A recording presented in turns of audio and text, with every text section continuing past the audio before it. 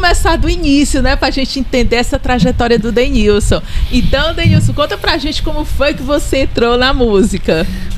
Então, gente, eu sou um típico adolescente dos anos 80, né? Vivi toda aquela efervescência que foi os anos 80, tanto na música pop internacional, como o rock nacional e sobretudo o heavy metal, que foi o meu portal de entrada, né?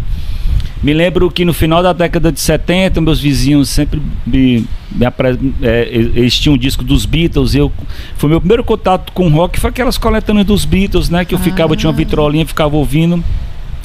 Mais precisamente em 83 eu comecei a comprar discos, né? Na época, com 12, 13 anos, ia para Toque Discos, né? Loja de vinil.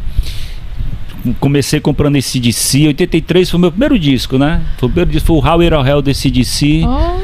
E veio o Iron Maiden depois. O Saba foi. O Heaven and Hell foi meu segundo disco, né? Então eu fui completando fazendo a minha coleção, né? Sempre muito amor ao metal. E o metal foi o marco inicial para música, né? Bill Ward, né, o baterista do Saba, foi o cara que me inspirou muito, né? E nessa época eu já conhecia na feirinha da 3 de Maio, que era o local onde os headbangers se encontravam, né? Eu conheci todas as pessoas que você também, o Bremen, o Lucas, Jander, o Franzé, batera, né? Que a gente até já participou de um podcast juntos. Sim. O Franzé, ele é meu contemporâneo, né? A gente começou tocando juntos. E ele era o cara que tinha uma coleção vasta de vinil. Então o que a gente fazia era ouvir. Mas a música em si, a batida, aquela coisa da bateria, foi algo que, poxa, eu quero tocar bateria um dia, né? E foi que ali meados de 86, 87, já pós Rock in Rio de 85, eu me sentei numa bateria da casa de um amigo que era em frente à minha casa, o Wilkley, né? O Wilkley da banda O Surto, né? Meu amigo de infância. Sei. A gente é amigo de infância, né? Então era ele na guitarra e a bateria no quarto dele e eu nessa bateria que era do tio dele. Então a gente começou a tirar um som. E dessa mesma época conhecíamos já alguns amigos, tinha alguns amigos que eram músicos também. A gente formou a primeira banda. Eu já comecei com a primeira banda que chamava-se Impressão Digital.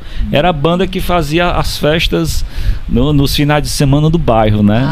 Então veio o quê? Veio toda aquela história do rock nacional, né? A gente começou a pegar músicas do Ira, Legião Urbana. Um dos guitarristas que morou em São Paulo era amigo de infância do Nazi e do Edgar. Então a gente começou a tocar cover do Ira, né? Até falei pro André Young um dia desse, quando ele esteve aqui em Fortaleza, mas cara, a gente era cover de vocês. E contei a história, né, desse guitarrista que hoje é defensor público. Mas a gente foi assim, eu já comecei tocando e da Impressão Digital veio a banda Maresia e por aí.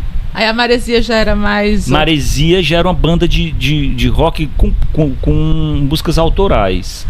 Então a gente fazia meio surf music, a gente tocava Barão Vermelho, tocava Titãs, mas tinha composições, né? O Mauro Tito, né? Que ele hoje ele é engenheiro, né? Mas ele também toca, é baixista. Jorge Hendrix, então a gente tocava nas barracas, né, de praia. Então sempre nessa praia do surf music, né? Era cover, era músicas autorais. E a banda Maresia foi um trampolim para a questão de ser músico profissional, que já era final dos anos 80, ali 89, 90, início dos anos 90. Comecei a tocar na noite com o Paulo Façanha, que foi meu primeiro trabalho, a convite do Dudu Freire, baixista, né? E foi daí que eu entrei nesse, sabe, é como se fosse uma onda da vida, né? Ela foi te levando, né? Você vai se projetando, né? Como um batera, aí tá ali tocando com a banda Maresia, depois ele veio tocando nos principais pubs da época. Tive que aprender a tocar MPB, porque eu era muito roqueiro, Paulo Fassan é muito violonista, assim, muito bom cantor. Então ele me introduziu Djavan, me introduziu o João Bosco, me introduziu a MPB, e a duras penas eu tive que aprender porque a gente era tão interessante o lance da bateria, né? O lance de você querer tocar, que você acaba abrindo, né, o seu coração para música, e para música boa. Então, para mim foi um auge, tão jovem, já tocar na noite e já me destacar. E a partir daí eu digo que é o marco inicial da minha carreira profissional, é a noite. É uma das escolas pra gente, né? Uma das escolas. Eu não vou dizer que o rock não, tudo é uma escola para você, mas à noite, você tocando Gilberto Gil, Caetano Veloso, Gal Costa, tocando Guilherme Arantes, tocando Djavan, João Bosco, Tom Jobim, você vai ficando, né, mais afiado, né, no que a MPB lhe oferece, né? E olha, tem mais coisas a contar, né? E quanto tempo levou para aprender a bateria? Bom, eu estava conversando antes, né, aqui de começar o nosso podcast, estava falando com o Frank que eu me sentei na bateria e toquei. Era justamente a intuição, corpo, né? Da intuição. Porque assim, na minha rua tinha duas bandas que elas ensaiavam lá. Tinha uma que era banda de baile e tinha outra que era a banda do tio do Wilkley. Então a gente viu o ensaio dos dois. A banda de baile era uma banda formada por músicos que na época, músicos de renome, né? Músicos de baile, né? Tinha o Nunes, Jorjão, baixista, tinha o Amilca, né, guitarrista, que é conhecido, Amilca, tocou com o Beto Barbosa, tinha um Idel Brando, tinha uma turma muito boa. Aí o ensaio começava à tarde, eu chegava do colégio, eu não tocava bateria ainda. Aí o muro era assim, a casa da minha mãe, eu só subia no muro e a banda tava aqui, o batera tava aqui, ó, eu tava em cima do batera olhando ele aqui. Aí eu vi, sacando. E o Nunes é o baixinho, mas que na verdade tem quase 2 metros de altura, o apelido dele era baixinho. Ele atualmente mora, salvo engano, em Ubajara, ou é Tianguá, ou é Ubajara, um dos dois municípios. Eu via que o Nunes, ele tinha um praticável, e ele me sentou, disse: cara, tu quer aprender a tocar bateria? Eu vou te ensinar como é que faz, eu vou te ensinar primeiro o ritmo, aqui ó. Ele sentei com ele aqui, e ele do meu lado aqui, no sofá da casa da minha casa, da casa vizinha da casa da minha mãe. É isso, ó, vamos tocar valsa. Tu faz assim, ó.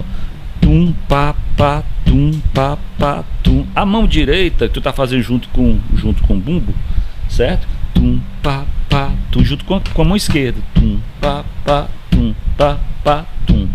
Então, tua mão direita é a mão do chimbal. Aqui é a caixa e aqui é o bumbo. Pronto, beleza. Aí o que acontecia? É fácil ele explicando, né?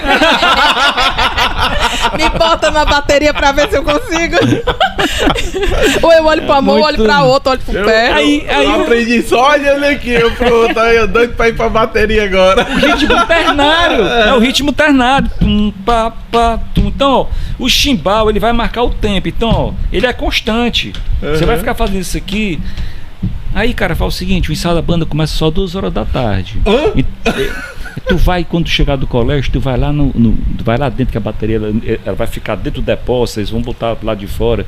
Tu fica lá, tu dá uma treinada. Cara, eu não almoçava, eu chegava do colégio, ou ia direto lá na bateria. Só tirava a camisa, eu fazia tum, tchá, tchá, tum, tchá, tchá. Era uma bateria pinguim, tum, tchá, tchá, tum. Aí, cara, é o que vem mais interessante ainda. Rapaz, tu sabe qual foi a primeira música que eu aprendi a tocar na bateria? Chama-se Procreation of the Wicked, do Celtic Frost. Não é? Foi a primeira música que a levada dela é bem.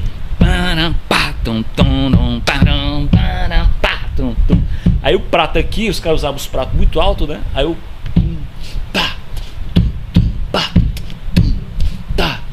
Ficou essa batida marcada aqui. Foi a primeira batida básica que eu... primeira música que eu aprendi, Procreation of the Wicked. Foi a primeira música que eu aprendi, porque era referência. Crianças não tentem isso em casa. Depois eu vou mostrar, depois escutem essa música, que eu acho pra mim assim, é uma das músicas mais... Tanto que Procreation virou o nome de uma banda. Tá entendendo? Mas a questão foi essa. Eu queria me aperfeiçoar. Quero aprender a ler. Porque assim, quando você... Eu digo para as pessoas que a música salvou a minha vida, cara. Sim. Até os 14 anos eu era perdido. 14, 15 anos eu não sabia, não queria estudar, eu reprovava, sabe? E a música salvou minha vida no sentido de quê? De que eu me achei. A música tava... É aquela coisa do encontro, a música te queria, mas tu não tava na frequência dela. Entendi. Eu entrei na frequência da música. Quando a bateria surgiu na minha vida, é como se eu tivesse desabrochado. Que até me tornar estudioso na escola, eu me tornei. Tá entendendo? Porque disse, caramba, eu quero aprender teoria musical, eu quero aprender tudo que eu quero, que a música pode oferecer para mim. Que a música, ela tem um serviço cognitivo no jovem, na criança, sim, né? E muitas das vezes a criança que tem dislexia, ela tem autismo, norteia, né? O pensamento fica mais ordinal, né? E aí a criança começa a levar isso para os outros aprendizados da vida, né? Exatamente, você falou tudo.